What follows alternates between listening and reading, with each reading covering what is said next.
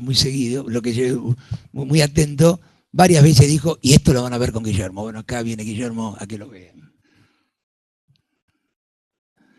Entonces, ¿qué vamos a ver nosotros? Bueno, básicamente vamos a ver el tratamiento de los dividendos y utilidades, y obviamente vamos a ver el tratamiento, si vamos a ver el tratamiento que tienen las sociedades, que está complementado con este impuesto celular. Este cuadro de alguna manera dice tasa de impuestos, pero lo que quise simplificar es un poco cómo funciona, cómo va a funcionar, cómo funciona ahora el impuesto de alguna manera. Es decir, anterior nosotros teníamos a las personas humanas y organizaciones indivisas que tenían un impuesto global, donde sumaban todas sus rentas a tasa progresiva, las personas jurídicas que tenían un impuesto global también a tasa progresiva, perdón, la tasa, no existía la tasa progresiva, y las personas jurídicas que tenían un impuesto a tasa proporcional, es decir, las dos puntas. Con esta nueva incorporación de la ley de reforma en ganancias, básicamente acá se nos abre el panorama de una manera distinta, donde tenemos las personas humanas que pueden tributar por ciertas rentas en forma global y a tasa progresiva, y por las rentas que provienen de ese artículo 90 del 1 al 4 que vimos, lo van a hacer en forma celular y a tasa progresiva, separadas una de otra. Es decir, las rentas que tengan del impuesto celular no van a estar sumadas, ni van a tener la deducción del artículo 23 que tiene el impuesto global. Incluso entre las rentas del impuesto celular, tal cual como explicó Oscar en la clase anterior, tampoco se juntan entre sí, incluso con los quebrantos, porque tienen quebrantos específicos una a otra, e incluso con las deducciones, porque algunas tienen deducciones adicionales y otras no las tienen. No voy a volver sobre el punto, porque ya se vio en la clase anterior, pero bueno, digamos que este tratamiento es un tratamiento celular. Había una duda,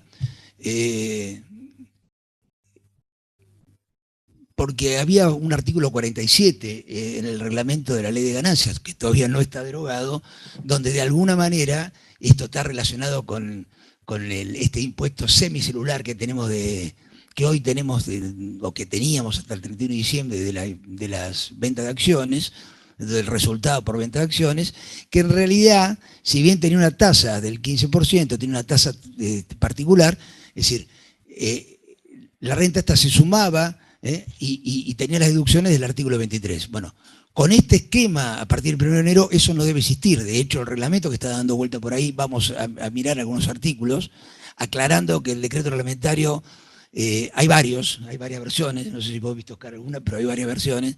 Yo voy a tomar la que está colgada en la página de Repar, no le quiero hacer publicidad de Repar, pero no es el único que la tiene ahí colgada, pero ya les aviso que ese decreto tiene un par de versiones más dando vuelta. Bueno, básicamente con ese decreto, ese artículo 47 no está más, como es lógico que tenía que ser, en el nuevo decreto que decían que iba a salir para los últimos días de septiembre, que iba a salir para los primeros de octubre. Ya estamos a mediados de octubre y todavía no salió. Hay cursos que alguna editorial importante programó vendiendo que se iba a ver el reglamento, y empezaba el 1 de septiembre y todavía el reglamento no está. Así que bueno, veremos a ver qué pasa. Entonces el esquema hoy es este que tenemos ahí, que he puesto con un color distinto a este azul para que nos despertemos. Este esquema hoy es un esquema distinto al que estamos acostumbrados a ver. Bueno, esto lo traigo a colación porque ahora vamos a ver un poquito, decir, el tratamiento de las empresas. Esto lo explicó Oscar la clase anterior. Básicamente, en el tema de las acciones, bueno, ustedes tienen claro que las empresas, perdón, mejor dicho, aquel tenedor de acciones, valor representativo de acciones, ADR o certificado de depósito de acciones, CDR, en función de que si se cotizan o no cotizan en bolsa, están grabados o no están grabados. Para no detenernos mucho en el CDR y en el ADR, Oscar en la clase anterior dio claramente claro este tema de los ADR y CDR. Lo volvemos a tomar porque en realidad hasta ahora los contadores no teníamos claro de esto. nuestros clientes lo tenían, pero como ninguno nos contaba que tenía estas inversiones, en realidad la profesión en líneas generales se desayunó después del 22 de junio, que existían algunos instrumentos financieros distintos a las acciones y ahí aparecieron, e incluso con esta reforma que claramente están, aparecieron el ADR y el CDR, que en realidad el ADR básicamente son acciones argentinas que cotizan en el exterior, y el CDR son acciones de empresas en el exterior que cotizan en la bolsa. La utilidad de la venta de ADR está grabada con el impuesto, porque ustedes saben que en definitiva esto ya lo tienen claro a esta altura, que las acciones van a estar exentas, la utilidad, en tanto en cuanto cotizan en la bolsa, y si no cotizan en la bolsa no están grabadas, y los ADR, si bien son de empresas argentinas, no cotizan en la bolsa argentina, cotizan en las bolsas del exterior. Básicamente las empresas argentinas utilizan este instrumento para poder cotizar en las empresas del exterior. Si uno hoy mira el ámbito financiero, entra en el ámbito financiero general, va a ver esto, como hoy los mercados están todos muy calientes y uno todos los días ve y dice, bueno, las empresas argentinas subieron, bajaron, bueno, lo hacen a partir de estos certificados de ADR. Es un contrasentido, ¿no? Porque si uno tuviera una acción de YPF, por ejemplo, y la vendiera y tuviera utilidades, la utilidad de esas acciones están exentas. Pero si uno tiene un certificado de ADR, que lo puede tener, de YPF, la utilidad de la venta de ese certificado está grabada. En realidad es un poco absurdo, pero bueno, así funciona. Me imagino que a correr del tiempo creo que esta reforma no sé si va a ser muy exitosa, así que me parece que con el correr del tiempo esto va a tener cambios. Bueno, y ahí entramos a partir de este tema, bueno, lo vimos desde el punto de vista del accionista, ¿no? Bueno, el accionista sí tiene acciones, bueno, ¿qué pasa con las sociedades? Bueno, las sociedades también tuvieron un cambio, tuvieron varios cambios, un cambio en la tasa y un cambio en el tratamiento de quiénes son los que pagan esa tasa. Nosotros estamos acostumbrados a tener así dos grandes temas. La sociedad de capital, que en algún primer momento eran solo las sociedades anónimas, que después se incorporaron las SRL ya hace muchos años, que después se incorporaron las comatitas por acciones y las comatitas simples. Y por otro lado, las demás sociedades, que casi no existen, las colectivas no creo que haya muchas quedado, las demás sociedades, las empresas unipersonales, las sociedades de hecho, que estaban por otro lado. Unas pagaban las sociedades en cabeza de la sociedad, las primeras del artículo 69, o la del 49A, que a su vez es de la 69, o la del 49B y siguientes, pagaban en cabeza de los dueños.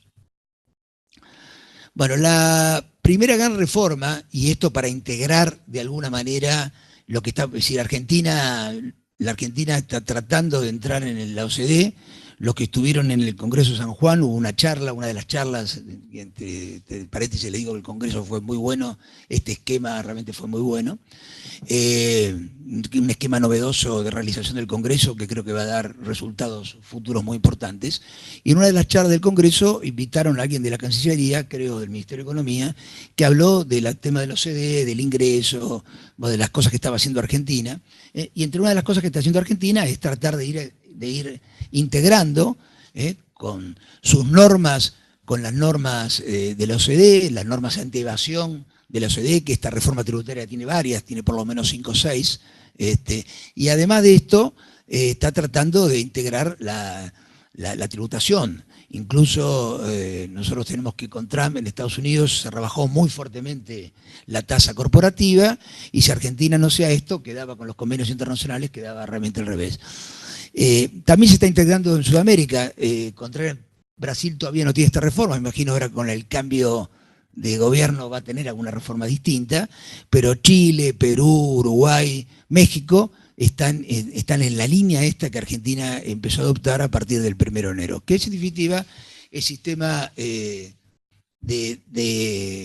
integración, de una integración parcial entre los accionistas y las sociedades. Bueno, ¿qué quiere decir esto? Bueno, las sociedades van a pagar a partir del 1 de enero de 2020, si los balances iniciados a partir del 1 de 2020, no a partir del 1 de enero de 2020, sino los balances iniciados a partir del 1 de enero de 2020. Es decir, que aquel que inicie el 1 de febrero o que cierre el 30 de febrero del 21, bueno, será así, y aquel que cierre el 30 de noviembre del 21 será su balance iniciado el 1 de diciembre del 20. Entonces, van a tener una tasa del 25%. Hoy se acuerda que la tasa tenemos el 35%. Como tenemos una política de gradualismo que lamentablemente en economía desapareció, bueno, pero en impuestos sigue estando, esta política de gradualismo no quería pasar de un salto al otro. Igual se achicó porque el proyecto en realidad arrancaba el 1 de enero del 21 y después el Congreso lo transformó en el 20. Entonces la tasa ya para los ejercicios que se iniciaron el 1 de enero del 18, que se iniciaron el 1 de enero del 18, no los que vencen después del 1 de enero, sino los que se iniciaron. Es decir, que esto va a tener su correlato recién para los ejercicios cerrados el 31 de diciembre del 2018, recién va a tener este tratamiento. La alícuota bajó al 30%, para el 18 y para el 19. Todavía no lo vimos, ¿no? Porque creo que no lo vimos acá, ¿no? En los anticipos todavía el fisco, se presume que el año que viene, es decir, las sociedades van a pagar menor impuesto porque hoy en el año 2017 liquidaron con una tasa del 35% y en el 18 van a liquidar con una tasa del 30%. Se presume que los anticipos que tendrían que pagar en este ejercicio deberían reducirse, pero ustedes saben que el sistema de anticipos somos dueños de las máquinas, los anticipos están en el famoso aplicativo de la FIP, y el famoso aplicativo de la FIP todavía no se dio por enterado. Sí se bajó para las personas humanas, pero todavía no se dio por enterado. Una de las preguntas que hacemos: ¿lo bajamos por nuestra cuenta? ¿No lo bajamos por nuestra cuenta? ¿Vamos a tener intimación? ¿No vamos a tener intimación? Bueno, si les interesa me lo preguntan y con Oscar lo discutimos. Porque con las preguntas vamos a hacer Oscar va a ser presentador, pero también va a ser partener, ¿ok? Dale. Así que ahí creo que es un tema interesante que ya lo estamos viviendo, aunque no tengamos que liquidar el impuesto, ya lo estamos viviendo con los anticipos. Bueno, el otro tema interesante, que hay algunas figuras nuevas desde que la ley se redactó, la última reforma de la ley, ¿quiénes son los que pagan en definitiva este 25% o este 30% en los dos ejercicios inmediatos que están continuando, el 18 y el 19? Bueno, por un lado las sociedades anónimas, y la reforma claramente dice que las SAU, es decir, las sociedades anónimas unificadas, esas que tampoco creo que tienen demasiada vida hoy, porque se hicieron para un tipo de negocios que casi no cierran, no sé cuántas habrá, pero hay muy pocas. Pero unas que sí, ya hoy me enteré también en este congreso que hay como 5.000 sociedades SAS, las sociedades anónimas simplificadas, que tienen todo un tema y que hasta ahora no se tenía claro en la SAS qué tipo de persona era a los efectos del impuesto. Es decir, cuando hicieron la ley, se olvidaron de decir cómo tributaban. Entonces no se tenía claro si era una sociedad de personas o si era una sociedad de capital. Si tributaba a tasa progresiva o si tributaba a tasa proporcional. Bueno, hoy con la reforma, es decir, nos entramos el 30 de diciembre cuando se hizo ley, que en realidad las SAS ya son, como lógicamente debía haber sido, y como lo dijimos nosotros en varias tribunas, en realidad las sociedades son sociedades de capital, pagan la alícuota de sociedad de capital. Entonces tenemos las anónimas, las unificadas, no se llaman unificadas, se llaman unipersonales, perdón. Las sociedades anónimas unipersonales, las SAS, las sociedades comanditadas por acciones, las sociedades comanditadas simples, el capital comanditado y el comanditado, las SRL, y también está incorporada las asociaciones y fundaciones, las cooperativas, las mutuales, las entidades civiles, la sociedad de economía mixta, la sociedad del Estado, del artículo 1 de la ley 22.016, y esto es muy importante, los fideicomisos, excepto cuando el fiduciante sea beneficiario, que ya tiene un tratamiento, tiene tratamiento de sociedad de personas, tiene tratamiento de escala progresiva, no tiene el tratamiento de sociedad de capital. Y los fondos comunes de inversión. Un agregado importante. Nosotros teníamos esta separación de sociedades de personas y sociedades jurídicas, las que pagaban a tasa progresiva, las que pagaban a tasa proporcional. Pero ahora la ley le da la oportunidad a las sociedades del artículo 49b y a los fideicomisos, que serían las sociedades colectivas, que por ahí me dijeron que ya casi no existen, las unipersonales y las sociedades irregulares, o las que están en la sección 4 de la ley de sociedades desde el punto de vista jurídico, pero bueno, los que antes eran sociedades irregulares, y los fideicomisos fiduciantes fiduciarios, que dijimos que en realidad no eran sociedad de capital, la ley les da la posibilidad de optar por tributar como sociedad de capital. En realidad, con dos requisitos: que lleven registraciones que permitan confeccionar el balance comercial y que mantengan la opción por un lapso de 5 años.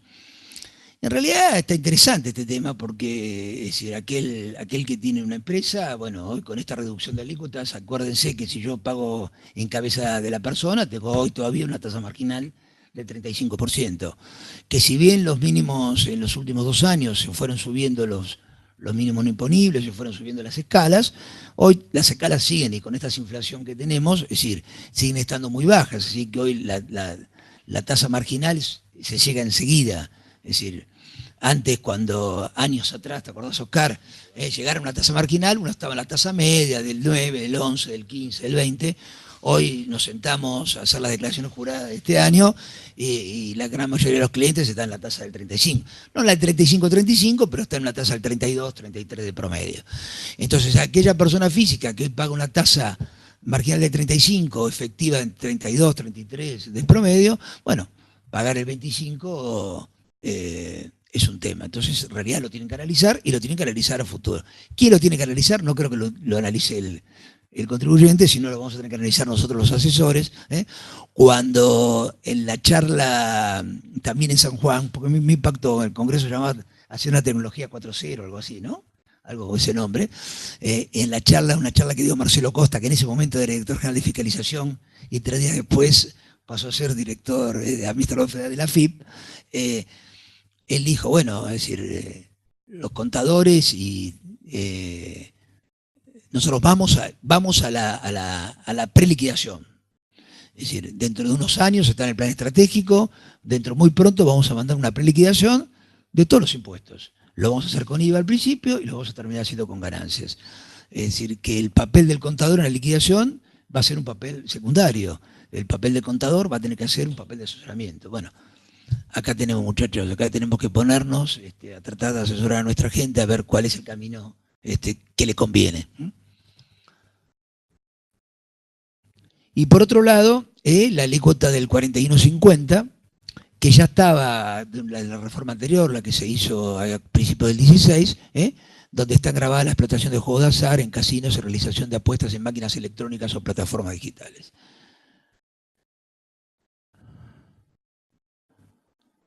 Bueno, ¿esto con qué se complementa?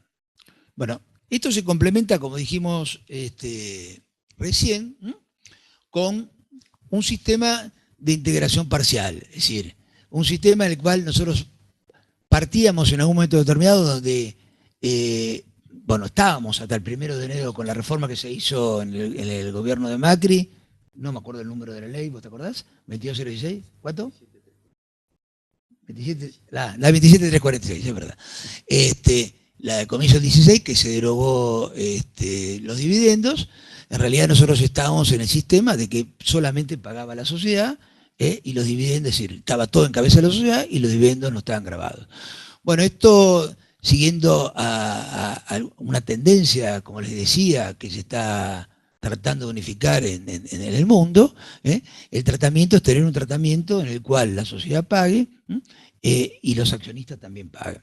Es decir, tratar de bajar la tasa corporativa. La tasa corporativa vimos que bajó del 35 al 25%. Bueno, esa tasa corporativa, el 35-25%, se complementa con dividendos. Es decir, cuando la sociedad paga dividendos, la sociedad va a pagar el 13%, después vamos a ver un ejemplito que en realidad termina pagando, es decir, el 35% en líneas generales. Si la tributación sigue estando la misma, si yo distribuyo el 100% de los dividendos, la tasa sigue siendo el 35%. Hay un periodo de transición por el año 2018 y 19, porque vimos que la tasa del 35 bajaba al 30 en el 18 y el 19, y entonces los dividendos están grabados al 7, que también, ahora vamos a ver un ejemplo, vamos a ver un ejercicio para que les quede claro, también la tasa sigue siendo la tasa del 35. ¿Quiénes son los que pagan? En realidad hablamos de dividendos, es una simplificación. En realidad es dividendos y utilidades. Es decir, porque vimos que todas estas, anónima, es la sociedad anónima, la unipersonal, la simplificada, la comandita, las asociaciones, fundaciones, bueno, pueden pagar dividendos que en realidad provienen de la sociedad de capital o pueden pagar utilidades. Entonces, en realidad, cuando hablamos de dividendos, es una simplificación para decir dividendos y utilidades.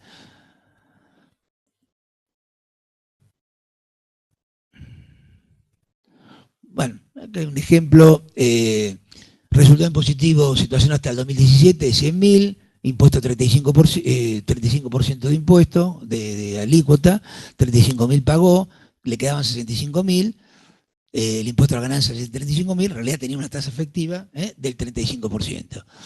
En el 18 y el 19, resultado de positivo 100, 30% de impuesto, 30.000 paga en ganancias, 70.000 le queda, el 7% sobre 70 son 4.900, el impuesto total va a ser 34.900 y en realidad la tasa efectiva es 34.90.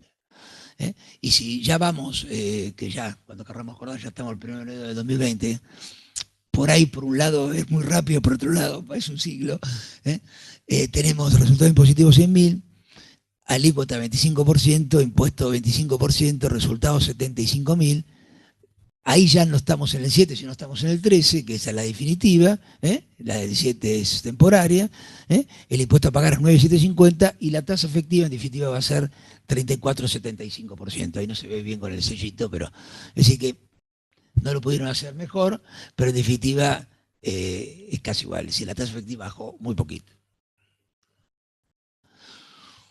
Bueno, una reforma que también la ley, y ya más que reforma, siente este tema, son rentas de segunda categoría, en tanto no corresponden incluidas en el artículo 49, esto está tomado de la ley, en el inciso J, los dividendos y utilidades, en dinero o en especie, que distribuyan a sus accionistas o socios de las sociedades comprendidas en el artículo 89, inciso A.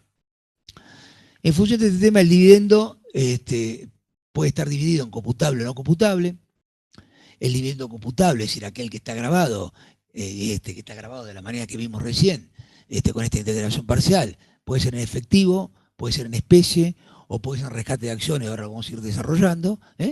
Y el dividendo no computable, es decir, aquel que se distribuye, pero que en definitiva no va a pagar en cabeza del accionista, es el que deviene de acciones liberadas. ¿Por qué? Porque claramente esto lo dice la ley, después repásenlo. Yo le digo a mis alumnos, todo esto que explicamos acá, esto tiene que venir con una lectura de la ley. Una lectura por arriba, pero lectura de la ley definitiva que fija lo que uno ha escuchado. Ustedes no son alumnos, ustedes ya están en el ejercicio de la profesión, pero en definitiva, bueno, nunca viene mal mirar la ley. Bueno, el artículo 18, ¿para qué lo usamos? Lo usamos para imputar. Los dividendos de acciones de utilidad distribuidas por los sujetos del artículo 109 se imputarán en el ejercicio en que haya sido puesta a disposición, pagados o capitalizados, lo que ocurra primero. Es decir, que en realidad en el cuadro que vimos acá habíamos dicho por percibido, pero en definitiva, si bien el criterio es el percibido en función de cuando esté a disposición, cuando esté pagado y cuando esté capitalizado. El percibido no de percibir, sino estas formas de percibir, la tenemos que tener en cuenta. Que en realidad es todo un tema, ¿no? Cuando nos ponemos a hacer el acta de asamblea, porque hacemos todo esto, cuando hacemos la retención, cuando la asamblea lo aprueba y lo aprueba, o cuando en definitiva se lo ponen a cuenta y está a cuenta. Bueno, esto ya nos da una solución. Los dividendos que provean de ganancias que se hayan generado en periodos fiscales que hayan tributado el 35% no estarán sujetos al impuesto a las ganancias. Bueno, esto es claro. Nosotros dijimos que esto cambia, es decir, esto está grabado, este tratamiento está grabado, no a partir del 1 de enero, vuelvo a repetirlo, sino para las sociedades que inicien ejercicio a partir del 1 de enero. Entonces, es lógico este tema, porque en realidad van a pagar el 30% y si pagan dividendos van a retener el 7% o en cabeza del accionista va a estar grabado el 7% o el 13% cuando sea el año 2020. Pero en definitiva los dividendos, ¿cuáles son? Bueno, son aquellos que se empiezan a generar justamente en los ejercicios que se inicien a partir del 1 de enero. Básicamente porque Y esto es lógico porque las utilidades que quedaron acumuladas ya pagaron el 35. Si esto no estuviera así contemplado en la ley, pagarían 2 veces. Es decir, pagarían el 35 cabeza de la sociedad y el 13% o el 7% en el momento que se distribuya. Entonces, y la ley tiene una presunción, ahí puse iure de iure, pero en realidad la ley habla de que no admite prueba en contrario, que los dividendos puestos a disposición corresponden a ganancias acumuladas más antiguas. Y esto nos lleva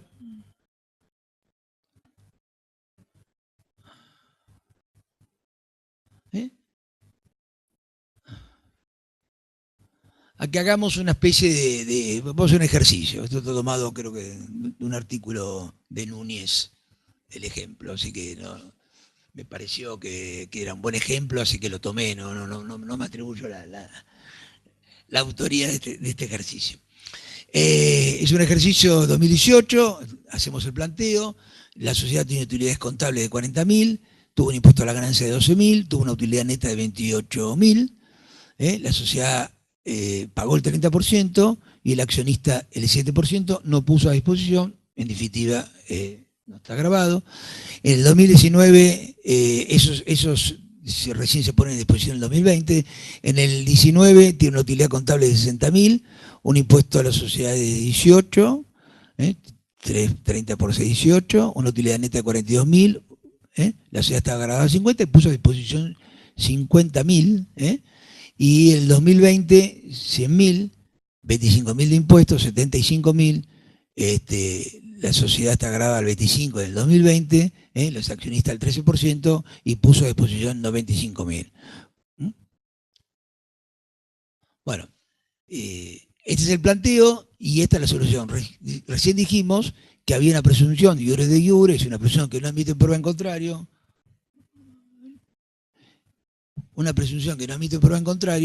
que en definitiva la puesta a disposición tiene que ver con la más antigua. Y esto funciona, así está puesto en la ley, un método de FIFO, es decir, primero entrado, primero salido. Entonces, si yo tengo las utilidades acumuladas de 28.000, como habíamos puesto en este ejemplo anterior, utilidad neta 28.000, que no distribuí y tengo el 19, como habíamos dicho en el ejemplo, 42.000, conclusión tengo a fin del 19 70.000 de utilidades acumuladas, puse a disposición 50.000, y en realidad, siguiendo la aplicación FIFO, los primeros 28.000 corresponden al año 2018 y el resto, que corresponden al año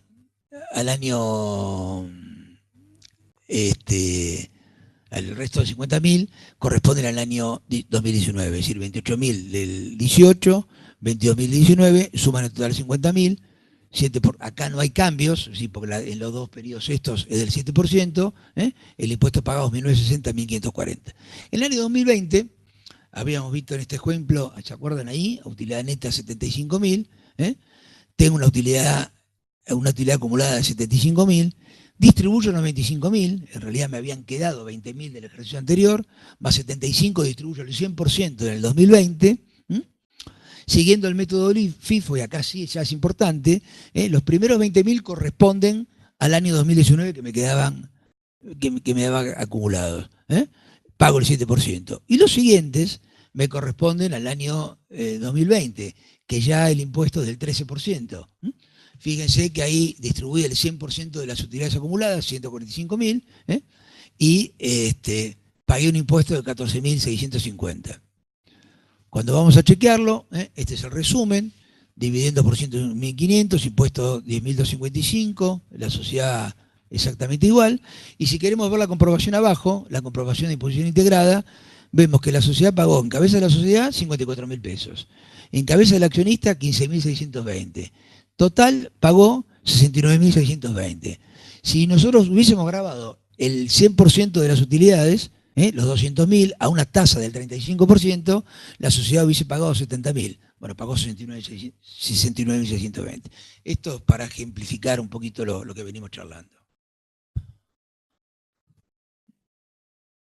Bueno, ya tenemos claro entonces cómo funciona este tema, tenemos claro que tenemos una tasa de sociedades, tenemos claro que esa tasa funciona con las sociedades tradicionales que teníamos visto hasta ahora, más algunas incorporaciones que la ley pone, más alguna opción de las sociedades irregulares y personales, y de hecho que la ley le permite tomar.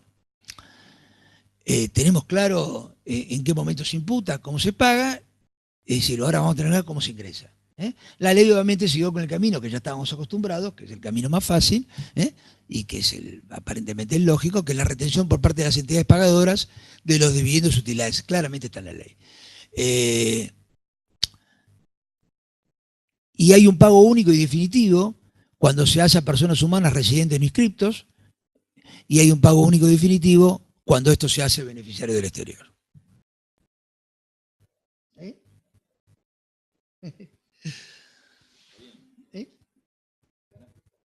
Y bueno, pues así. Bueno, el rescate,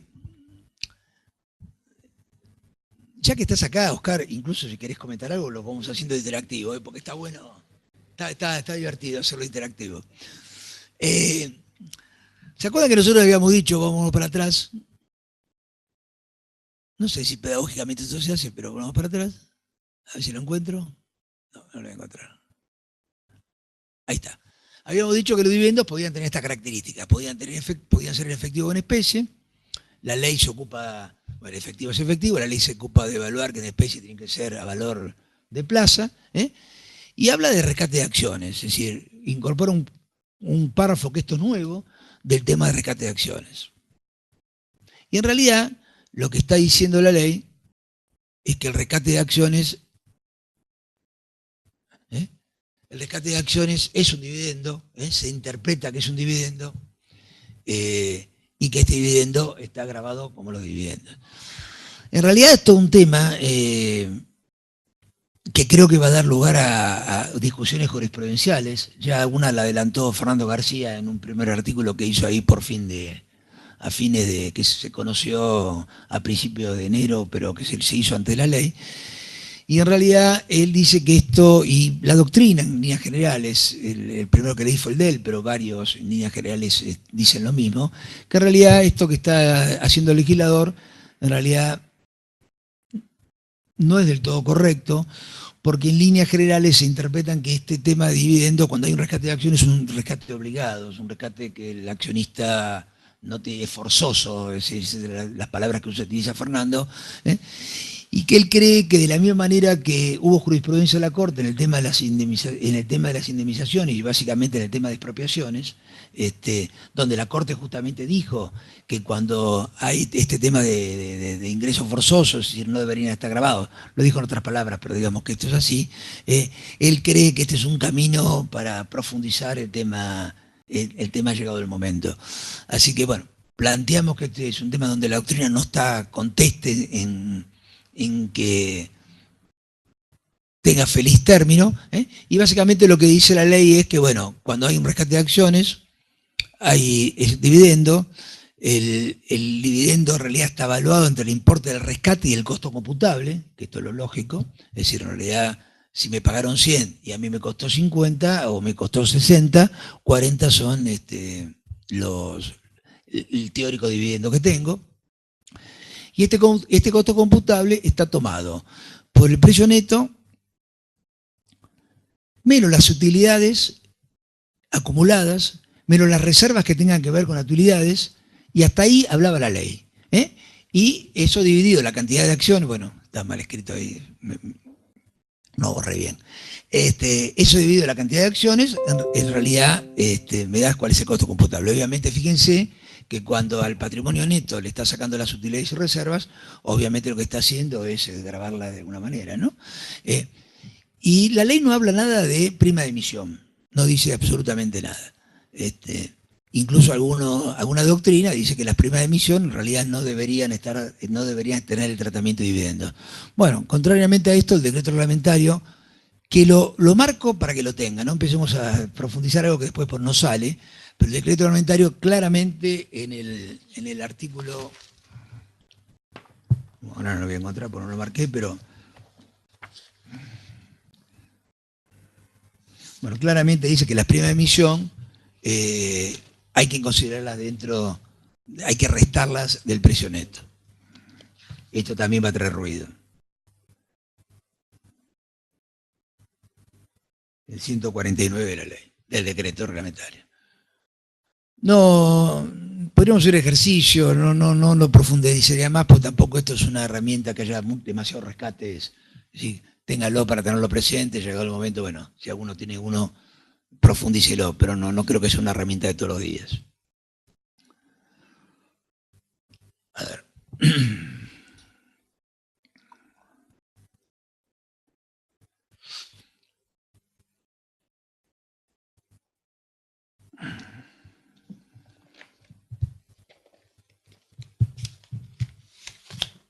Bueno, hasta ahí la cosa no es demasiado complicada.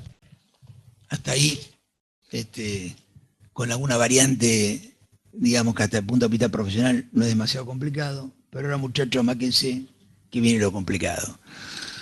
Amáquense que ahora viene, creo que es algo que nos va a empezar a complicar la vida. Y si el fisco se pone, empieza con la inteligencia artificial y realmente se pone las botas para empezar a fiscalizar, creo que va a ser un gran problema, porque las prácticas están muy despracticadas, es decir, son prácticas que van contra esto. Bueno, ¿qué ha dicho el legislador en la ley? Bueno, hizo unas presunciones de dividendos. Colocó ahí un articulito, un largo articulito. Largo, sí, larguito. Que dice, tiene un título, dice,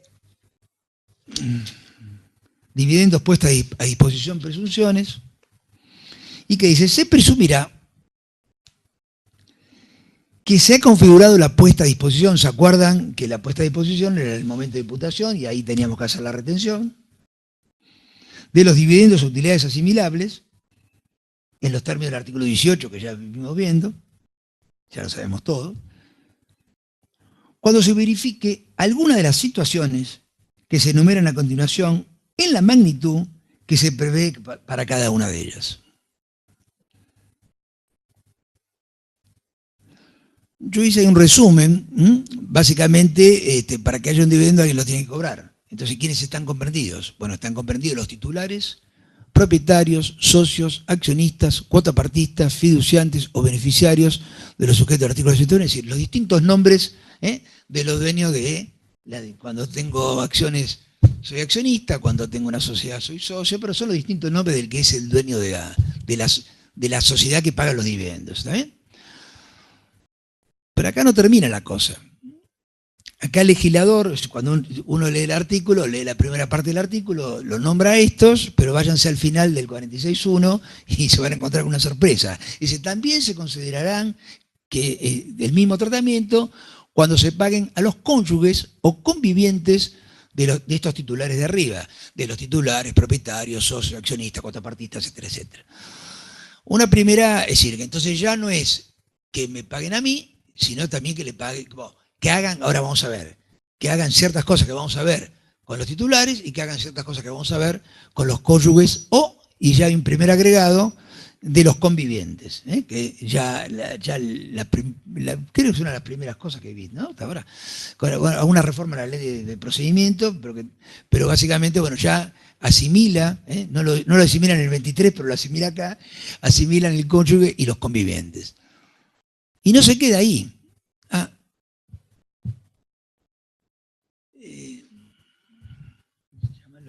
Y no se queda ahí, sino que están los ascendientes y los descendientes y primero y segundo grado de consanguinidad y afinidad.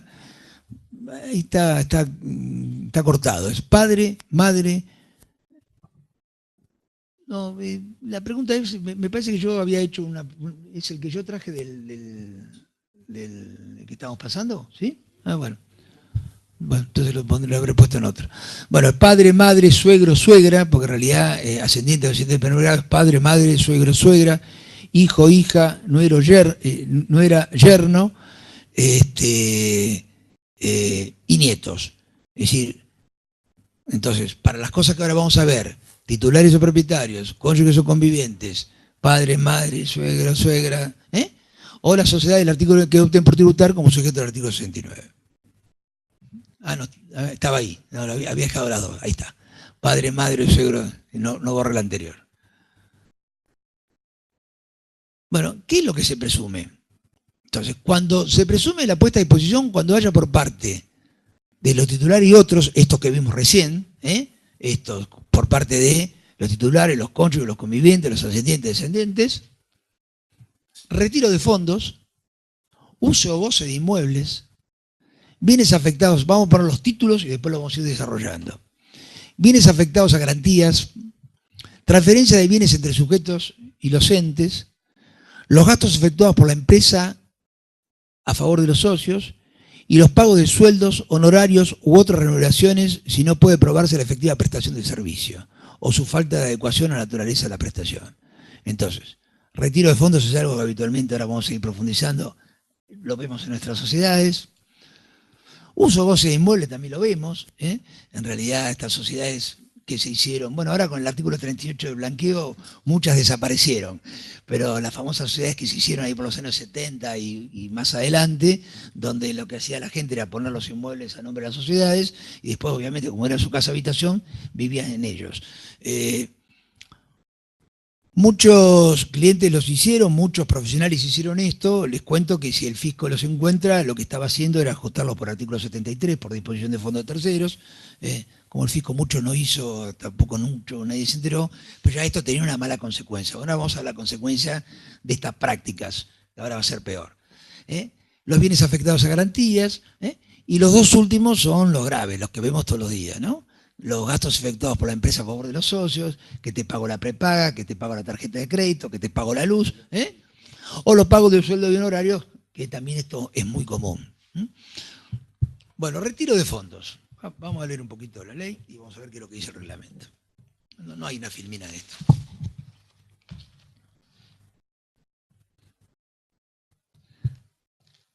La ley dice...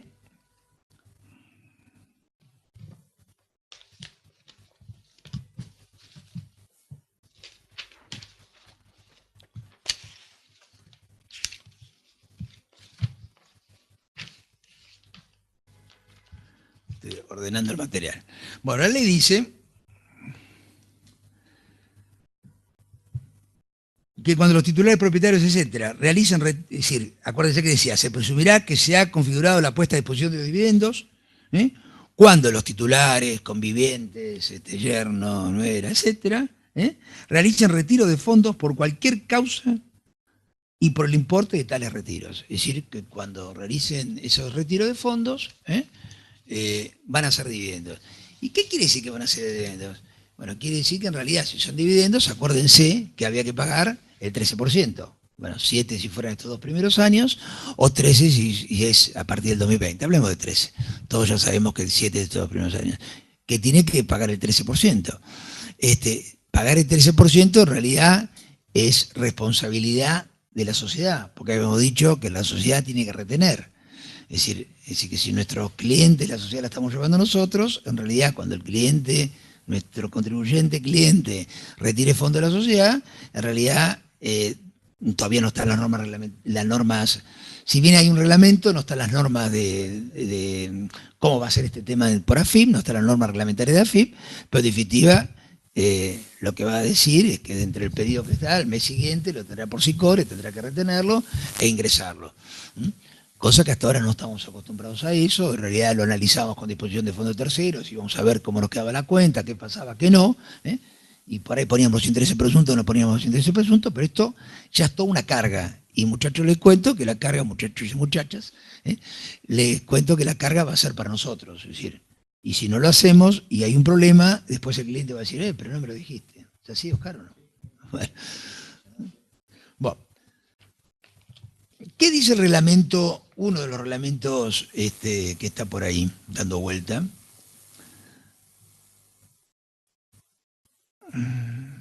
Dice que los retiros de fondos son aquellos que se efectivicen durante un ejercicio fiscal y hasta el límite de las utilidades acumuladas y no distribuidas del ejercicio inmediato anterior, incluyendo las utilidades líquidas y realizables, las reservas de utilidades y las primas de emisión.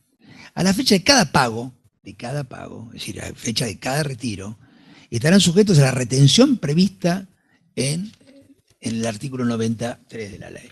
Es decir, ténganlo en cuenta, vamos a verlo. Yo creo que el día que salga el reglamento me parece que vamos a tener que dar toda una charla, porque muchas de las cosas que se hablaron hasta ahora van a ir modificándose en función de tema. Y la ley dice que son retiros de fondos, los retiros de efectivo, ya sea en moneda nacional o extranjera, así como también de cualquier valor negociable, sea o no susceptible de ser comercializado en bolsas o mercados. Así que no solo retiro de fondos, el retiro del cash, sino cualquier cosa que se pueda comercializar, cheques, etcétera, etcétera, etcétera. Bueno, uno de los planteos que se hacían acá es qué pasaba si yo devuelvo la plata, si me la llevo y la devuelvo. Cuando se acredite fehacientemente que su destino responde, es decir, no será configurado como retiro de fondos, cuando se acredite fehacientemente que su destino responde a operaciones realizadas, este es otro tema, que responde a operaciones realizadas en interés de la empresa. Y el 66.5, esto está en el 66 del reglamento, les leí el 66.3 y 4, y el 5 dice, en la medida que haya devolución total o parcial de los fondos, deberá ser, y se hayan hecho las cosas bien, cuando retiré los fondos, hice la retención y pagué la retención, pero después resulta que pasó esto y en algún momento determinado devolví los fondos a la empresa. Argentina no es verde, pero puede llegar a ocurrir. Entonces, si devolví los fondos a la empresa, pues no solo son empresas familiares, sino son empresas de todo tipo, algunas son más serias, y devolví los fondos a la empresa, dice que esos fondos, es decir, cuando se reintegren, el impuesto que se haya ingresado deberá ser devuelto de conformidad con el procedimiento que establezca la Administración Federal de Ingresos Públicos. Es decir, ¿cómo funciona esto entonces? Hagamos de cuenta que el ejercicio es 1 de enero, 31 de diciembre, yo en el mes de febrero retiré fondos, esos fondos eran superiores al monto acumulado, como vimos anterior, en abril retiré fondos, la empresa hizo lo que tuvo que hacer, retuvo el 13% sobre esos fondos, en abril retuvo el 13% sobre esos fondos, bueno, en mayo, en julio, yo devuelvo esos fondos. Conclusión, ya pagué el impuesto. Entonces, lo que está diciendo el reglamento, que a su vez le tira la pelota a la AFIP, obviamente que la AFIP va a reglamentar cómo esos fondos se van a devolver.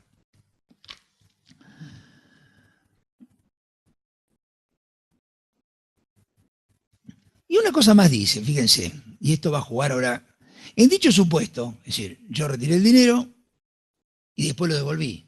En principio no tengo dividendo, entonces no corresponde que pague el dividendo, porque definitivamente, como lo devolví, nunca saqué dividendo, conclusión, todo esto quedó en cabeza de la sociedad, que la sociedad va a pagar el 25%.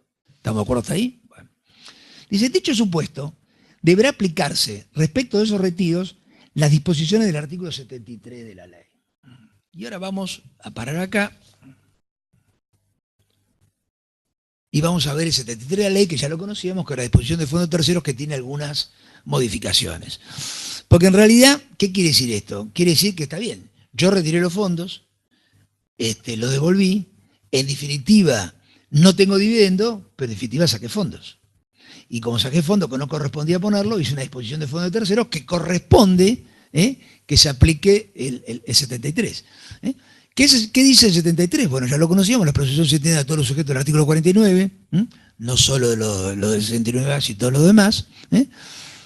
Cambia la forma de calcular la ganancia prefunda. ¿Se acuerdan que antes era la tasa del Banco Nación? Bueno, ahora dice, si la disposición de fondos se presume un interés anual, el reglamento habla de esto, ahora vamos a ver, y si hay disposición de bienes, se presume una ganancia anual sobre inmuebles del 8% anual valor corriente en plaza, sobre el resto de los bienes del 20% anual del valor corriente en plaza. Quiere decir que entonces, cuando yo hago este movimiento de fondos, o si no lo devuelvo tengo dividendos y tengo que hacer una retención del 13%, y si lo devuelvo tengo que hacer interés presunto y obviamente tributarlo, es decir, agregarlo al tema. ¿Queda claro este tema? ¿Queda claro, Carlos? Sí, se imaginan ustedes el manejo de las empresas familiares que la profesión tiene el 95%. Acá Oscar me dice que es impracticable. Es impracticable, pero está. Está, es decir, y creo que seamos conscientes de esto, porque de alguna manera me parece que tenemos que hacer docencia, puede ser que la docencia nos frustre, pero me parece que tenemos que hacer docencia con nuestros clientes y tratar de ir encauzando este tema, ¿no? Bueno, uso goce de inmuebles, después lo profundizamos bien, pero por lo menos conócenlo. Es decir, dale, hagámoslo más divertido. Colabora. Toma, dale. Hola. A ver, lo que dice Guillermo, a ver, uno tiene que pensar filosóficamente a ver qué está queriendo hacer el legislador. A ver, hasta esta reforma el dividendo era no computable, con lo cual, si había disposición de bienes o fondos a favor de terceros, la sociedad debía declarar una renta presunta de tercera categoría, como bien dijo Guillermo, por el artículo 73. ¿Por qué esto después en la práctica puede ser muy difícil? Porque ahora que crean, esa figura de presunción de renta de tercera categoría en cabeza de la sociedad sigue estando como renta de tercera categoría, pero se incorpora una presunción de renta de segunda categoría cedular en cabeza del accionista. Entonces hay que ser muy cuidadoso de que acá no haya doble imposición. Entonces, ¿qué cuenta tengo que hacer yo matemáticamente? Hay una presunción de renta de segunda categoría, como me dijo Guillermo, pero eso tiene que tener un límite. ¿Y cuál es el límite? Fíjense que se los puso ahí en la filmina, los resultados acumulados del periodo anterior. Si lo que retiró el sujeto supera la renta presunta de segunda categoría, por la diferencia sigo teniendo una renta en cabeza de la sociedad como de tercera. Esto contarlo es una cosa, después hacerlo en la cuenta particular, en mi modesta opinión, es un chino. Pero bueno, reitero, esto es una opinión absolutamente personal. Pero ojo, tengamos en cuenta que esto es accionista por accionista. Claro, Sí, claro. Es decir, tenemos 2 accionistas, está bien, tenemos 5 accionistas, porque algún accionista puede retirar fondos, el otro no puede retirarlo, el otro puede retirar el exceso, el otro lo puede retirar en menos. Es decir, que tenemos que ir viendo, es decir, por cada uno de los accionistas hay que ir haciendo este tratamiento. Si son dividendos, no son dividendos, si no son. Es un tema complejo. Cuando las cosas son muy complejas, nadie termina haciendo nada. Pero bueno, esto es así.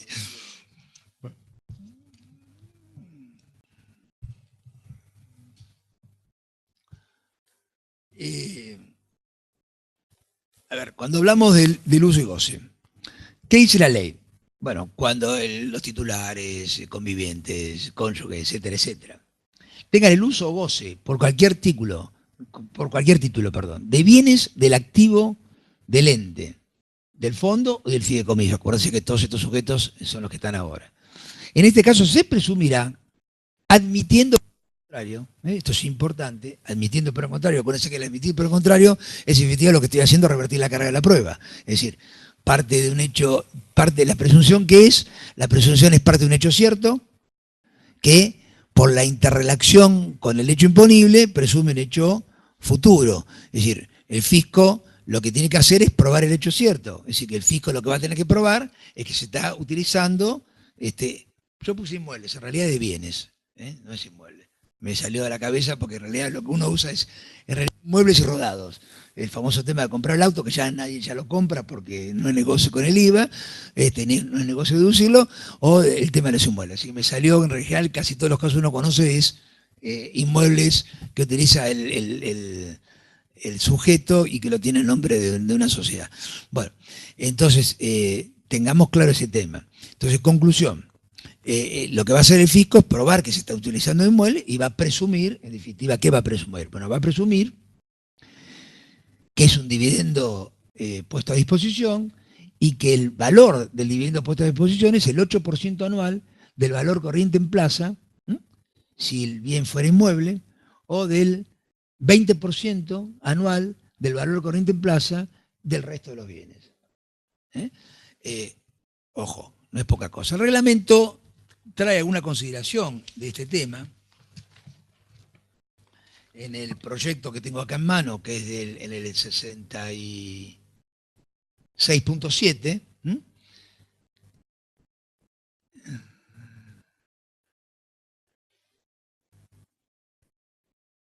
Dice que en realidad no procederá cuando el contribuyente pudiera demostrar que el uso de los bienes le hubiera generado una retribución inferior a la prevista en este inciso, que se hubiera fijado en condiciones de mercado como entre partes independientes. Es decir, que en realidad esa admisión de prueba en contrario, en realidad uno podría, lo que podría hacer el contribuyente es decir, también tengo el uso de inmueble, pero en realidad no me genera el 8%. En realidad me genera un valor, que generalmente lo podría ver con valor de plaza, habría varias relaciones para ver, y en realidad ese valor que es menor debería ser entre partes independientes. Y varias veces lo dice la ley, lo vamos a ir viendo, entre partes independientes, es decir, en varios incisos del reglamento, mejor dicho, habla entre partes independientes. Y por ahí el reglamento, este proyecto de reglamento, tiene un articulito que es el 6610, que prácticamente, y lo va repitiendo en varios, que dice que este tema de las partes independientes en realidad deberá aprobarse con una certificación, agárrese muchacho, de contador público independiente. Así que vamos a tener trabajo. No sé si lo vamos a cobrar, pero vamos a empezar a tener trabajo. Bueno, el tercero son bienes afectados a garantía. Vamos a ir un poquito más rápido. Cualquier bien de la entidad o fondo o fideicomiso esté afectado a la garantía de obligaciones directas o indirectas de los titulares y se ejecute dicha garantía. Esto era muy común, ¿no? Yo pongo el bien, la ejecuto, mando la pérdida, es decir, un bien que después no, saco un préstamo, no pago el préstamo, pongo en garantía, lo hago en forma personal, bueno, en definitiva mando la pérdida a la sociedad, esto era muy común, bueno, ya no se puede hacer más, es un dividendo. La transferencia de bienes entre sujetos cuando no correspondan a precio de plaza, y las dos que vienen las vemos todos los días. La primera es cualquier gasto que los sujetos comprendidos en el artículo 69 realicen a favor de sus titulares propietarios, convivientes, yernos, nuera, nietos, etcétera, que no respondan a operaciones realizadas en interés de la empresa por el importe de tales erogaciones, excepto que los importes fueran reintegrados. Conclusión, lo que contaba al principio, y que lo vemos todos los días. La obra social que se hace cargo, la prepaga, mejor dicho, la prepaga que se hace cargo la empresa, la luz, el gas, el supermercado que es la empresa, las expensas, la cuota del colegio, el café con leche a la mañana y compañía. Bueno, todas esas cosas ahora van a ser dividendo. Todas esas cosas van a ser dividendo. En realidad, ¿qué hacía uno? Las ponía como gasto, las ponía como gasto, en realidad, y bueno, ahora no van a ser gasto, van a ser dividendo, la sociedad va a pagar el 25%, pero en realidad después va a tener que pagar el 13% como retención, sale la misma canasta todo, porque cuando en definitiva la retención la sociedad la termina pagando la sociedad, después se lo debería de contar al accionista, pero en realidad la tributación de la sociedad va a pasar a ser el 35%. Y esto hay que hacerlo gasto por gasto. Me imagino que será periodo por periodo, será mes por mes, cuando uno presenta el SICOR el mes siguiente, pero hay que hacerlo de esta manera. Y en definitiva, acuérdense que hay que hacerlo accionista por accionista. Y acuérdense que tenemos el límite del anterior. Entonces, como decía Oscar, es decir, si yo tengo un accionista, es decir, el límite, por ejemplo, son 1.000 pesos. No sé si tengo un ejercicio, ¿no? Sí, pero creo que tengo un ejercicio. A ver. Ahí tengo un ejercicio, ahora se lo muestro. Tema.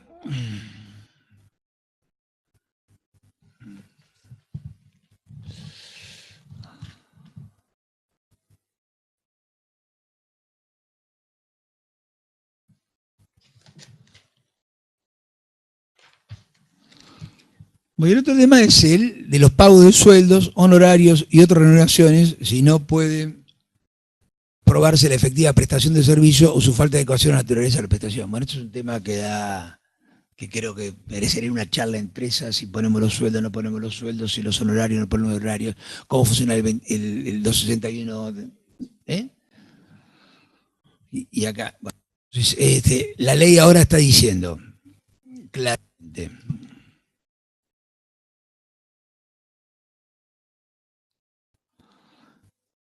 Cuando perciban sueldos, honorarios o remuneraciones, en tanto no pueda aprobarse la efectiva prestación del servicio o que la retribución pactada resulta adecuada a la naturaleza de los servicios prestados o no superior a la que se pagaría por terceros. bastante complicada el tema en cuestión. En realidad la ley ahí dice, a los fines de mostrar la realización de operaciones como si fueran fijados entre partes independientes, el reglamento, los sujetos comprendidos en el artículo 69 deberán presentar en los términos y con los requisitos que disponga la FIP un informe suscripto por contador público independiente del que se desprenda, dependiendo de la operación de qué se trate, las razones que fundamenten su cumplimiento. Artículo 66.10 del proyecto de este reglamento que está dando vuelta. Claro, acá me dice, dale, toma, contá, dale. Vamos a hacerlo más entretenido. Ya después de una hora es mejor hablar de a dos. Déjalo abierto. Prende. Por ejemplo, a ver, a un gerente que puede tener, que es accionista por un cargo de, no sé, de gerente de recursos humanos, le pago 2,5 millones de pesos por mes. A ver si eso respeta las condiciones de práctica de mercado. ¿Qué me va a decir el fisco? A lo que excede el precio normal que ganaría ese gerente, que no es accionista comparado con el gerente accionista, una parte es sueldo gasto deducible y la diferencia son dividendos presuntos. Pero esto es una cosa contarlo por micrófono, otra cosa es sentarlo a hacerlo, como dice Guillermo, accionista por accionista en la cuenta particular. Es complicado en la práctica.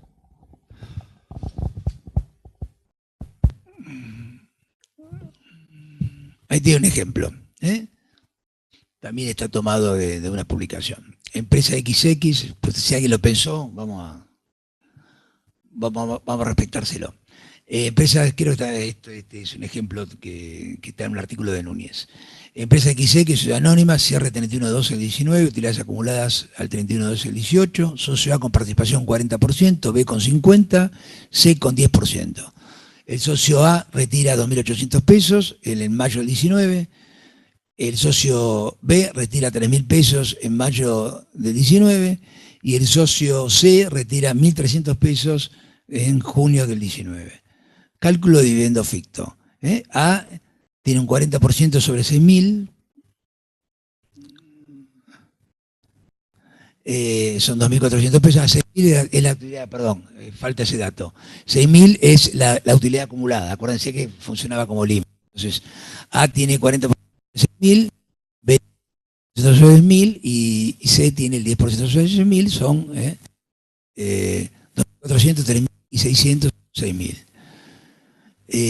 A retira 2.800, tenía como límite 2.400, ¿se acuerdan que entonces lo teníamos que hacer uno por uno? Tenía como límite 2.400, en realidad tiene un excedente de 400.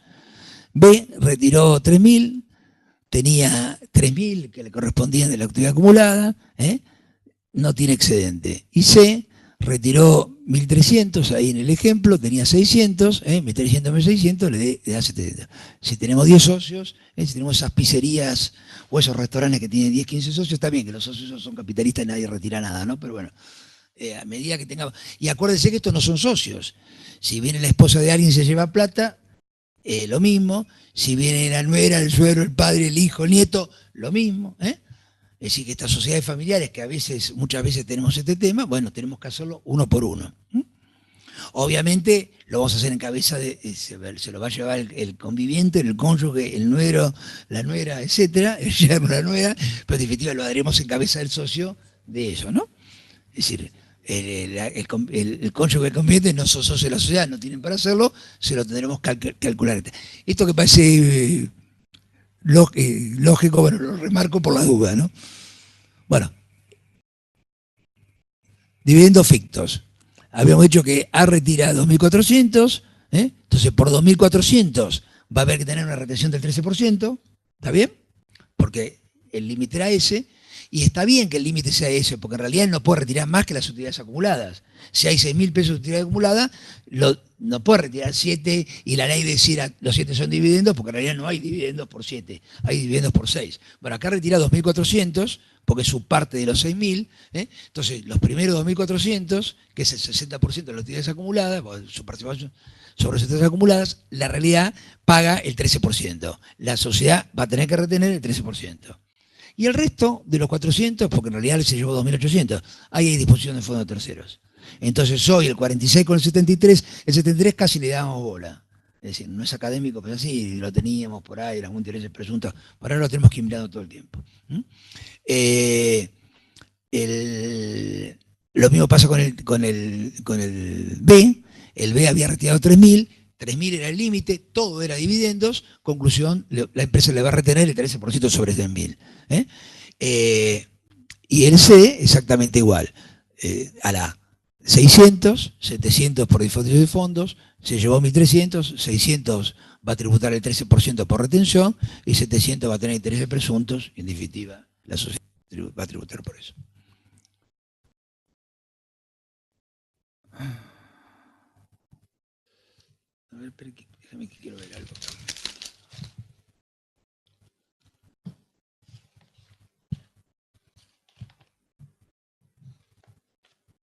El reglamento tiene páginas, 90 páginas. Es decir, que a fin de año vamos a ir teniendo...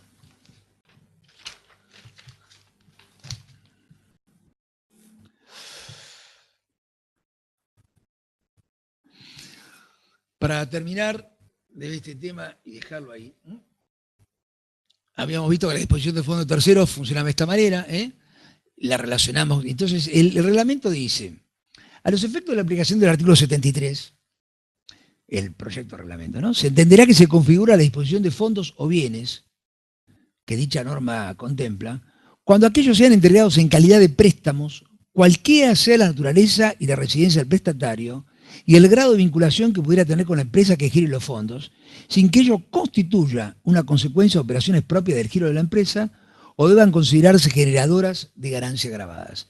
Acuérdense que el giro de la empresa, entre partes independientes, lo tiene que probar un contador público con una certificación.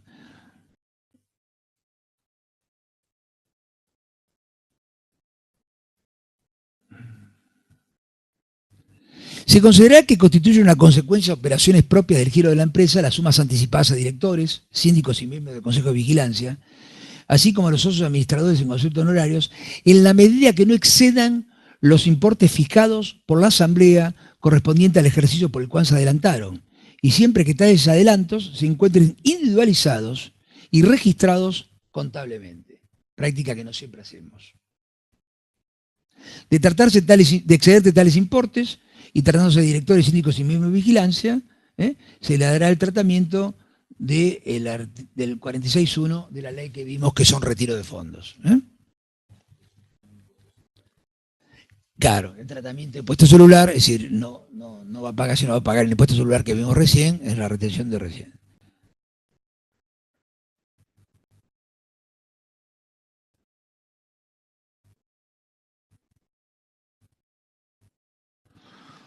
Cuando hablamos ahí, vieron que ahí la ley habla de, antes la ley hablaba del 8% anual, arriba del 8% arriba de la tasa del Banco Nación, ¿se acuerdan del artículo 73 viejo? ¿Te acordás, Oscar?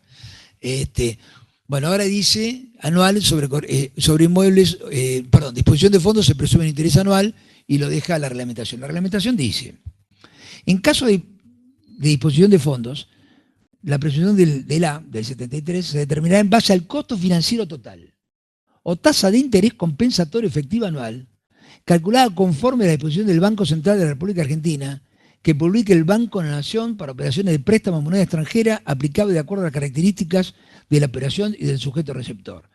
Esto va a ir subiendo todos los días. Con una tasa del 73%, bueno, es un negocio complicado.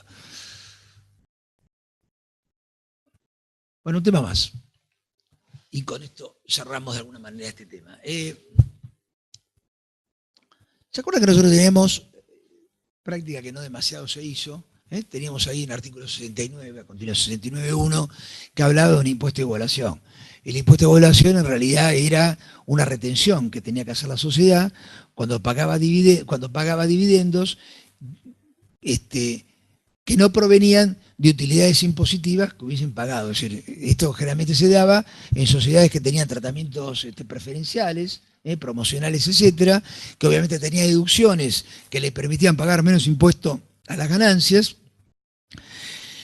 que distribuían utilidades contables mayores a las impositivas, si era al revés nunca se daba, pero si era, sí, utilidades contables mayores a las impositivas, que en definitiva no pagaban impuestos porque habían tenido un tratamiento preferencial. Lo que quería hacer el legislador, cuando eso estaba en cabeza del accionista, la sociedad tenía que hacer una retención del impuesto. Bueno, esto como ahora se ha dividido, y ahora hay retención, ahora hay tributación en cabeza de la sociedad y tributación en cabeza del accionista, como vimos recién, porque acá lo que se está privilegiando es que la sociedad no distribuya dividendos. La ley dice que el impuesto de corporación, por artículo 83 de la 27430, está derogado para los ejercicios que se inicien a partir del 1 de enero del 2018, está derogado el impuesto de población. Igual hay que hacer el famoso tema de las utilidades acumuladas. Si yo mientras yo distribuya dividendos que se apoyen con utilidades acumuladas al 1 de enero del 18 o al 31 de diciembre del 18, mejor dicho, me estoy equivocando, a utilidades acumuladas al primer día, sí, bueno, diciembre, está bien, pero ¿qué pasa? Yo inicio un ejercicio el 30 de junio de 2018. Inicio el 1 de julio del 18. Estamos lo mismo. Claro, es decir, esta es la tendencia de hablar siempre el 1 del 18. Acuérdense que esto es los ejercicios que se inician a partir del 18. Si yo tengo una sociedad que cierra el 30 de junio del 18, sí, se da cuenta uno en realidad, que se inicien a partir, ya no lo puse en la firmina, que se inicien a partir del 1 de 18. Yo tengo un ejercicio que cierra el 30 de junio del 18, las utilidades acumuladas hasta ese ejercicio que distribuya en ejercicios posteriores, eso va a haber impuestos de igualación, no las que se inicien, y con el sistema FIFO. El último entrado, primero salido, las más antiguas se presumen que están.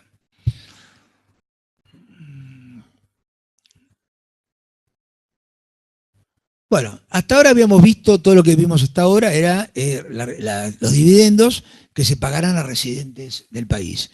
Cuando el dividendo se paga a residentes del exterior, bueno, tiene el mismo tratamiento, 13%, si acá no hay una distinción, si el residente del exterior, paga más que el del país, pagan exactamente igual, los dos tienen la misma retención. Acá hay una característica, ¿te acordás que creo que vos lo contaste, Oscar? Ya Oscar está cansado, yo también estoy cansado. Me imagino ustedes que no. Oscar me mira la cara, ustedes no me están viendo en la pantalla. Ahí sí que le doy participación para que no se me duerma Oscar. A ustedes no sé, no puedo hacer nada, pero acá con Oscar lo miro a la cara y digo, no te duermas. Vos lo comentaste, que las sociedades del exterior, creo que te tocaba a vos, ¿no? Es decir, la sociedad del exterior, las acciones, se acuerdan que tiene una característica. El accionista de una acción, el accionista del exterior, que tiene acciones argentinas que cotizan en bolsa, y las que no están exentos del impuesto. Entonces, en realidad, él está exento por la utilidad de venta de esas acciones, pero no va a estar exento por el dividendo. Es decir que... Y tiene el mismo tratamiento, es decir, la única diferencia es que acá tiene una retención como pago único definitivo. Acá la larga es exactamente la misma, porque la otra también es pago único definitivo de alguna manera, en la que se le retiene el accionista del país. Bueno, esto lo vamos a dejar, quedó ahí colgado. Bueno, y para ir terminando, si un espacio para las preguntas. ¿Tenés preguntas, Oscar? Si no, nos vamos más tranquilos. Acá está lloviendo en Buenos Aires, no sé qué pasa está feo el día, hizo frío, nos abrigamos todos. ¿Trajiste paraguas, Oscar? ¿No? Bueno. ¿Está lloviendo, Diego? Porque así estiramos un poco la charla, ¿sí? Bueno, entonces vamos. Bueno. Acá hay una figurita que quedó por ahí, en realidad. Muchos colegas que no tienen clientes, muchos colegas empezaron a ver la segunda parte de la ley, porque en realidad empezaron a enterarse que sus contribuyentes, que siempre les había ido mal, tenían mucha plata en el exterior y tenían los fondos, y empezamos a hacer cursos después del blanqueo, después de los 20.000 millones de dólares que se blanquearon, nos fuimos enterando que los portfolios de los clientes eran distintos, entonces empezamos a ver las participaciones en el exterior que tenían. Acá lo que ha hecho la ley, un artículo que siempre estuvo, pero que ahora lo profundizó, que un artículo ahí teóricamente debería, como lo que está en negrito y no se ve, debería tener un título que es transparencia fiscal. En realidad lo que está haciendo la ley es transparentar, ir más allá de la figura, y está teniendo qué pasa con las rentas obtenidas a través de ente del exterior. El artículo 63 contempla que el resultado de un ente o sociedad del exterior debe ser imputado por el sujeto residente al año fiscal en que finalice el ejercicio anual de tales entes. ¿Cómo funcionaba hasta ahora, en el mejor de los casos, que el contribuyente tuviera declarado las tenencias? En realidad, uno las declaraba en el país cuando estaba puesta a disposición. Es decir, cuando la entidad del exterior ponía a disposición los dividendos, y mientras estuvieran en el exterior, estaban en el exterior. Es decir, uno no pagaba el impuesto en tanto en cuanto no se mandaran al país. Cuando se mandaran al país, pagaban el 35%, se hacía rendición, entraba por banco, etcétera, digamos, de cuenta en todos aquellos casos que estaba grabado. E incluso, para todos aquellos que blanquearon sociedades, y que blanquearon, es decir, muchos blanquearon sociedades que tenían sociedades, pero muchos blanquearon sociedades porque tenían los inmuebles. Acuérdense que los inmuebles en el exterior había dos maneras de hacerlos: o blanquear la sociedad, o por artículo 39 blanquear el inmueble. En general, muchos blanquearon el inmueble, salvo aquellos que tuvieran inmuebles que hubiesen comprado y que tenían todas esas hipotecas como en Estados Unidos a 40 años, y que si uno blanqueaba el inmueble lo tenía que blanquear al valor de mercado, y si por ahí uno había comprado un inmueble a $100.000 y debía el 50%, en realidad tenía que blanquear 100.000, cuando en realidad el blanqueo real de la plata eran 50, que era lo único que había puesto. ¿Ahí me van siguiendo? Ahí hubo un decreto a fin del año 16, casi a fin del blanqueo, ¿te acordás? Que no sé qué va a terminar ese decreto. En ese decreto había varias cosas. Entre una de las cosas que había es que los parientes de los funcionarios podían, blanquear, ¿te acordás? Podían blanquear, bueno, creo que es uno de los problemas que tiene Macri si no llega a ser el presidente. Podían blanquear en tanto en cuanto las rentas que blanquearan, o los bienes que blanquearan, mejor dicho, fueran anteriores a la asunción de su pariente. Y en ese artículo, en ese decreto, había un articulito que le permitía a las sociedades blanquear por su capital.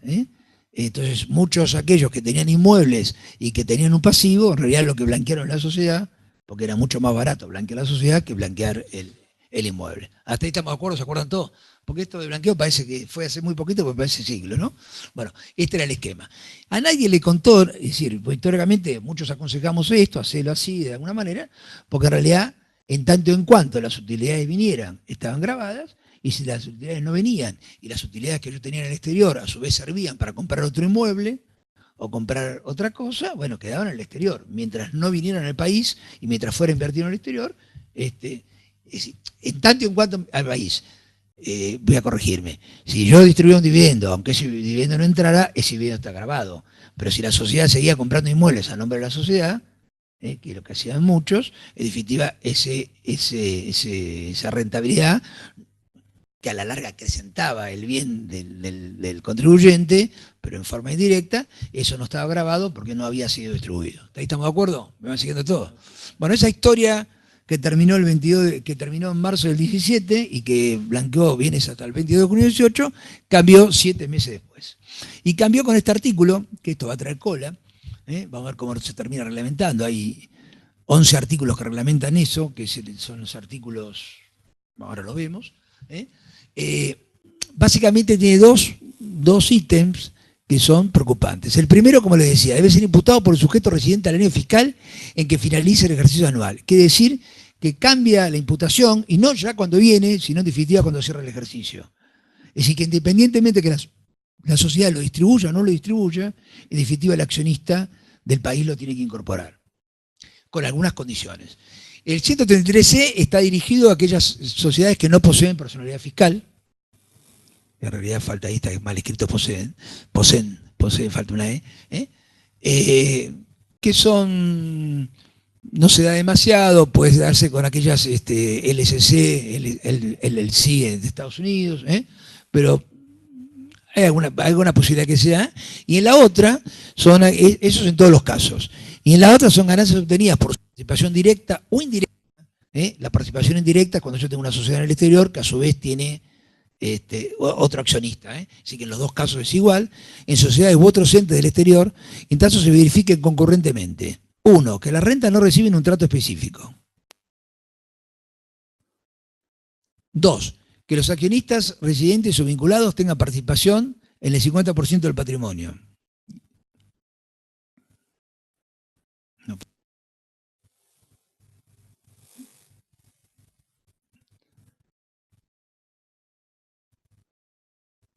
3.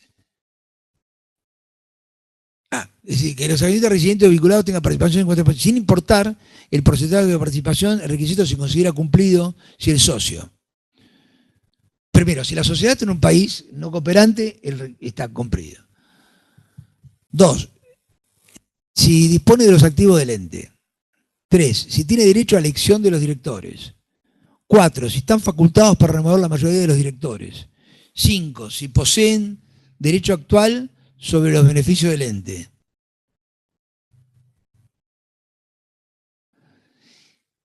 Y que el importe ingresado como impuesto análogo por la sociedad del exterior sea inferior en un 75% del que hubiera correspondido de acuerdo con nuestra ley de impuesto a las ganancias.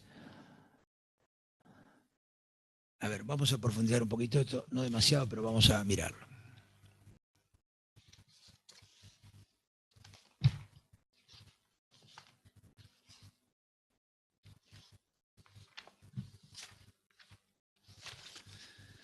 Esto está para los que quieren ir viéndolo, que van a ser más de los que uno cree. Esto está en el reglamento, en el artículo 165 del reglamento. Hay 16 artículos en relación a este tema. Unos 10 que tienen relación con el inciso 133E y con el 133F.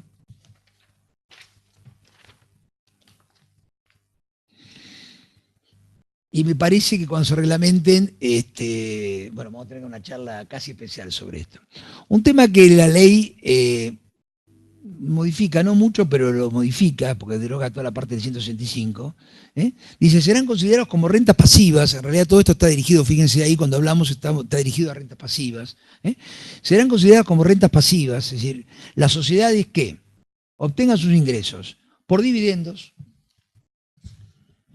por intereses o cualquier otro tipo de rendimiento, producto de la colocación de capital, por regalías, por rentas provenientes del arrendamiento o cesión temporal de bienes inmuebles, por renta derivada de operaciones de capitalización de seguros,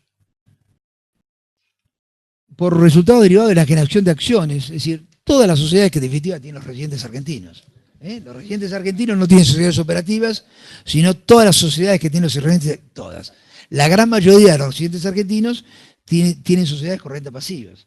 Es decir, que todas estas sociedades que estamos hablando son estas sociedades que están acá. Y muchas de estas, en definitiva, van a cumplir estos requisitos de control de la sociedad porque son de 1 o 2 personas. Así que es algo que tenemos que profundizar, que tenemos que analizar, es algo que ya está, acuérdense que la ley ya arrancó, es algo que hay que ver porque si no venga la liquidación se nos va a venir encima, es algo que tenemos que estudiar y planificar, porque básicamente hoy acuérdense que todas estas sociedades están incorporadas en el blanqueo. Que el fisco no haya hecho nada en este año y medio, que no haya aparecido, que no haya mandado una intimación, yo creo que el fisco todavía no se ha puesto a analizar las declaraciones, todavía de a poco está viendo cómo el contribuyente va liquidando los portfolios. Creo que si profundiza las declaraciones, los análisis de las declaraciones juradas, se va a encontrar con un montón de sorpresas. Creo que no todo el mundo ha tributado como corresponde con el tema de los portfolios de las rentas. Creo que se han mezclado y se han utilizado utilidades de uno con quebrante de otro cuando no se correspondían, que vos lo explicaste muy bien en la clase anterior. Me parece que hay que, un poco por inexperiencia, un poco porque, bueno, algunos clientes no quieren, pero de alguna manera me parece que el fisco, con las declaraciones que se están haciendo y las cosas que vemos que el fisco está haciendo y con las declaraciones de inteligencia artificial que está haciendo, el fisco va a ir sobre esto. Y va a ir a corto plazo. Me parece que nosotros, los contadores, tenemos que hacer planificación sobre este tema y analizar este tema. Bueno, lo dejo pendiente y esto lo profundizaremos en alguna charla. Me parece que debemos tomar nota. Hasta que no se haga el decreto, creo que cambie mucho esto, pero hasta que no se haga el decreto, bueno, vayan ubicándose, pero tengan en cuenta que esto ya arrancó y cuando querramos acordar cerró el 31 de diciembre y esto tiene consecuencias en la declaración que viene. 2 temas más y terminamos, 5 minutos y terminamos. Esto en realidad no tiene que ver con la sociedad, sí, tiene que ver con las sociedades y además tiene que ver con otro tipo, con todos los contribuyentes. Y esto lo traigo porque me parece que va a haber algunas novedades. La ley tiene 2 tipos de actualización. Y para aquellos que hasta ahora no habían hecho ajuste por inflación, que lo van a tener que hacer prontamente, por lo menos contable y no impositivo, la ley tiene 2 tipos de actualización. Una actualización de la 27430 del artículo 89 que permite las adquisiciones e inversiones en todos los bienes que vemos abajo, en bienes muebles amortizables, en bienes inmuebles, en bienes intangibles, en acciones, cuotas y participaciones y fondos comunes de inversión, en las señas que congelan precio, en la venta y reemplazo, en posesión de minas y canteras, en las enajenaciones y otros, en las monedas digitales y en la generación de transferencias de derechos sobre inmuebles, es decir, cuando yo tengo todos estos bienes y hago operaciones con estos bienes, efectuados en ejercicios fiscales que se inician a partir del 1 de enero del 18, ahí sí, ejercicio 1 de enero del 18, se actualizarán por el índice de precios al por mayor y PIN, según tablas, es decir, el índice de precios del INDEC, según tablas elaboradas por la FIP. Todavía la FIP no elabora ninguna tabla, y este índice de precios interno al por mayor, aparentemente en la ley de presupuestos se estaría modificando. ¿Por qué es importante esto? Bueno, y esto está enganchado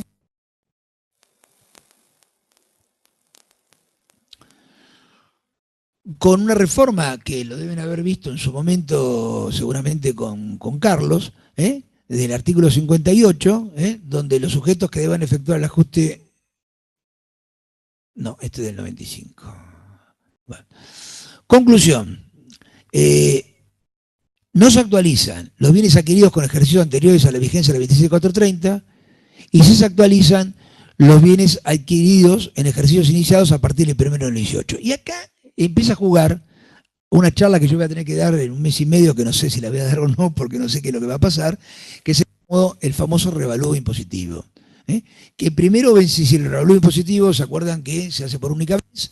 Se hace por ejercicios finalizados a partir del 31 de diciembre, es decir, 31 de diciembre, 30 de enero, 31 de febrero, 28 de febrero, 31 de marzo, depende de donde caiga el vencimiento, se hace por única vez, es activo, y depende de los bienes del activo que tenga, se paga una tasa del 8 al 15%, y esto tenía un vencimiento en el mes de agosto, y este vencimiento se pasó a, por los 6 primeros meses, el vencimiento se pasó a febrero del año que viene, y no sé en qué va a terminar.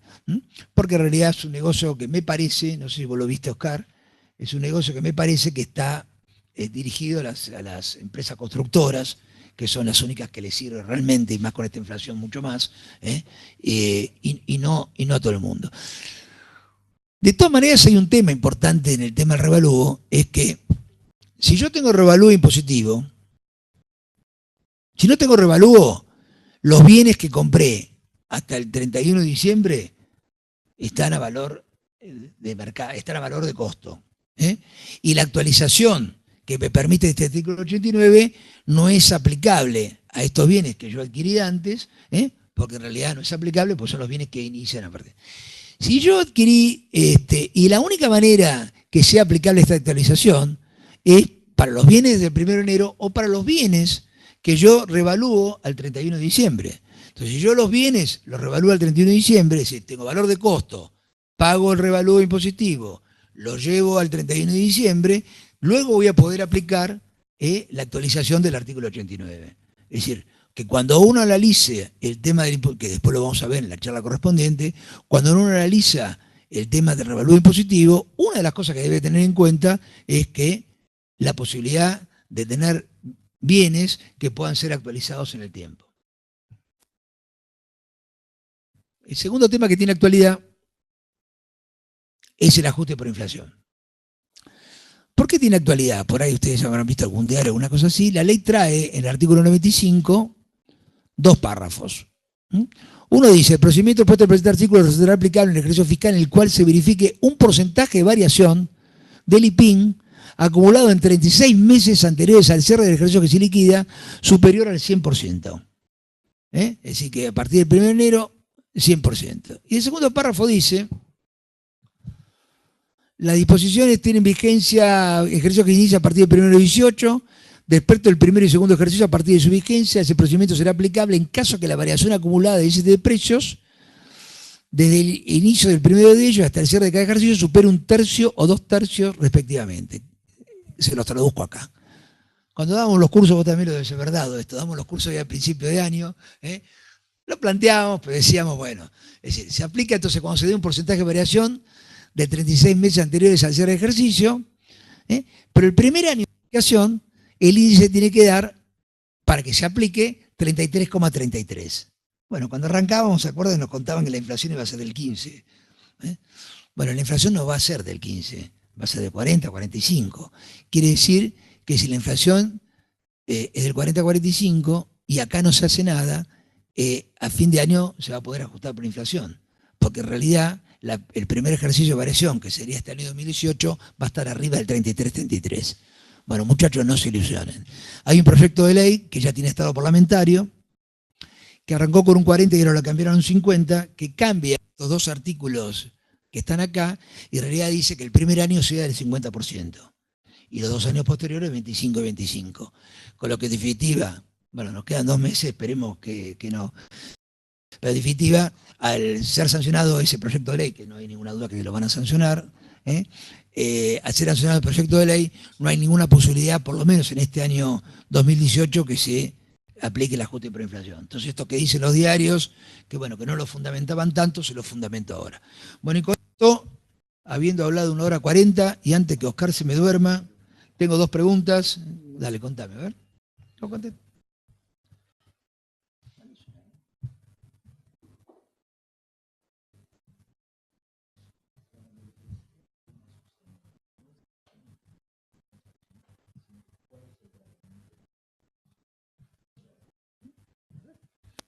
A ver, la pregunta es, cuando el presidente no es accionista, ¿cuál es el tratamiento de los honorarios? Honorarios.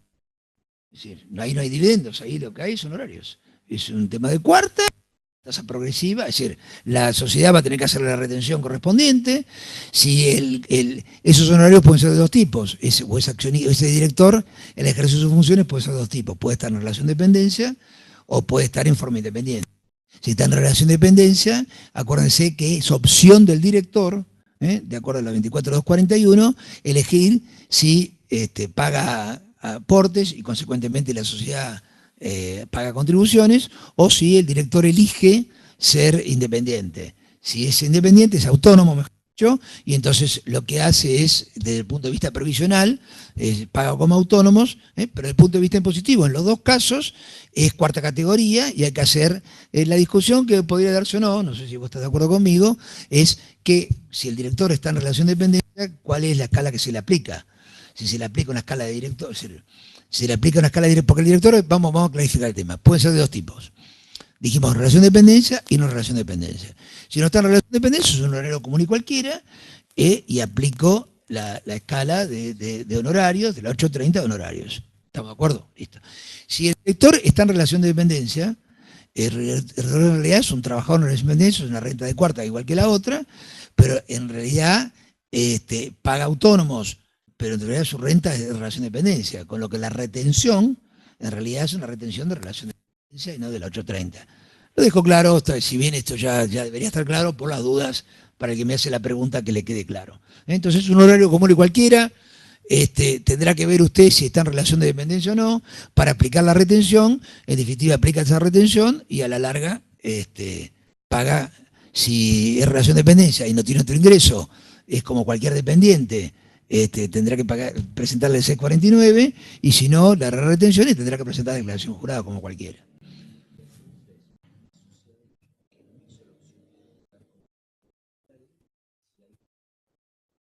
No, si no hizo la opción, acá la pregunta es, la presunción de dividendos se aplican para sociedades de hecho, que no optan para tributar como supuesto capital. Acuérdense que en las sociedades de hecho, juntamente con las colectivas y las unipersonales, es decir, en principio son sociedades del 49 y en principio no son sociedades de capital.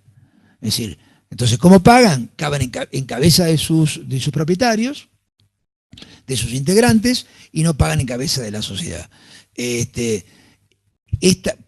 Hasta ahora lo teníamos así, y así funcionaba, es decir, todas las utilidades se atribuían distribuidas al fin del ejercicio, cada uno incorporaba la renta en su declaración jurada, las incorporaba como renta tercera o de cuarta, depende cómo sea, y las incorporaba y las sumaba a las otras rentas, deducía mínimo imponible y le pagaba tasa progresiva. Hoy hay una opción, como contamos al principio, de que pueden ser sociedades de capital. Si no hizo la opción, lo que distribuye como utilidades es el mismo tratamiento que dividió. Si no hizo la opción, lo que distribuye utilidades es el mismo tratamiento que tenía hasta ahora, a tasa progresiva y con las retenciones que tenga que corresponder. ¿Está? Bueno, con esto... yo esperé que había hecho esto, me va bien. Bueno, con esto les agradezco mucho. La verdad que ya es duro escuchar a alguien hablando cara a cara. Imagino lo duro que debe ser mirando a alguien por... Igual la pasé muy bien. Hice todo un esfuerzo para que Oscar no se me durmiera. Gracias por la participación. Muchas gracias a ustedes. Nos vemos en cualquier momento. Bueno, muchísimas gracias, Guillermo, brillante como siempre. Y bueno, este ciclo sigue, termina acá Impuesto a las Ganancias, así que las dos próximas reuniones tienen que ver con la ley 27430, pero en este caso con la reforma de la ley de procedimiento, la 11683.